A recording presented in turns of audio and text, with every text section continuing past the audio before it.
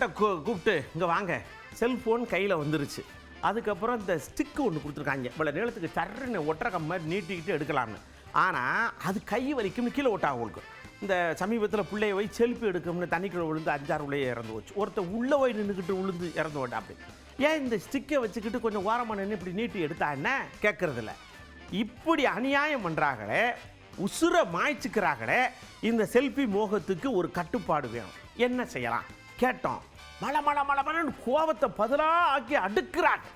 இப்போ உள்ள ஜென்ரேஷன்ல செல்ஃபி மோகம் ரொம்ப அதிகமாயிருச்சு. நீங்க சொன்ன மாதிரி பொது இடங்கள்ல அடுத்தவங்களுக்கு அச்சப்படுற மாதிரியும் அருவருப்பு படுற மாதிரியும் அந்த மாதிரி செல்ஃபி எல்லாம் நிறைய எடுக்கிறாங்க. செல்ஃபி எடுக்கிறது தப்பு இல்லை, அதை மலை உச்சியில போய் எடுக்கிறாங்க.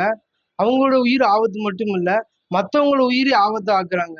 இந்த வண்டியில போறது அதெல்லாம் லைவ்ல போட்டுக்கிறாங்க. இதெல்லாம் அவங்கள மட்டும் பாதிக்காது, மற்றவங்களையும் சேர்த்து பாதிக்கும். இந்த சைலன்ஸ் இல்லாத பைக்கில் வச்சு டப்புன்னு அடிச்சுட்டு போகிறாங்க. அதை அவங்க செல்ஃபி எடுத்துகிட்டே போகிறாங்க. செல்ஃபி எடுத்துகிட்டு போகும்போது ஃப்ரண்டில் எந்த வண்டி வருது, எங்கிட்ட என்ன வண்டி வருது, இப்போ முன்னாடி நடந்து போகிற பாதையிலே முதியோர் போக முடியல, வர முடியல. இவங்க அந்த சைலன்ஸோடைய ஆரத்தை சத்தத்தை கேட்டாலே அந்த ஹார்ட் பேஷண்ட்டுக்கு ரொம்ப பாதிச்சிருது. இன்னொன்று, அந்த மலை உச்சிக்கு போகும்போது செல்ஃபோன் அலௌடு கிடையாது அப்படின்னு ஒரு இது இருந்தால் பிள்ளைகள் கொஞ்சம் யோசிப்பாங்க.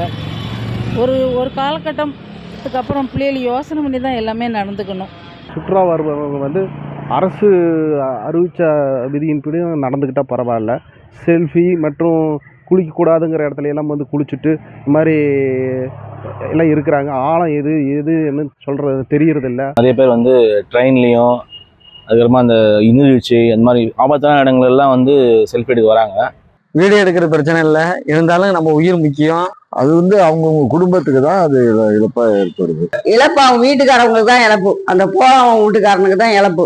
இந்த இடத்துலலாம் நீங்கள் யாரும் நிற்கக்கூடாது அப்படின்னு சொல்லி நம்ம ஒரு போர்டு வச்சோம்னா அதுக்கு மீறி பண்ணானா அவங்களுக்கு ஃபைன் கூட போடலாம் இல்லை சார். இந்த ரீல்ஸ் வச்சு சமூக வலைதளங்களில் பயன்படுத்துகிற நிறுவனங்கள் அந்த ரீல்ஸ் முகத்தால் பாதிக்கப்படுறவங்களுக்கு இழப்பீட்டு தொகையாக கொடுக்கணும். அரசு அதிகாரிகளும் சரி, காவல்துறைகளும் சரி, அந்த தடை செய்யப்பட்ட இடத்துல வேலி போடுறது, ப்ளஸ் பதாகைகள் வைக்கிறது, அந்த இடத்துல காவல்துறை அதிகாரிகள் ரோந்து போகிறது, அரசு அதிகாரிகள் 24 மணி நேரமும் அதை மானிட்டர் பண்ணுறது, இந்த மாதிரி பண்ணோம்னா அந்த மாதிரி ஒரு நடக்கிற சம்பவத்தை தடுக்கலாம்.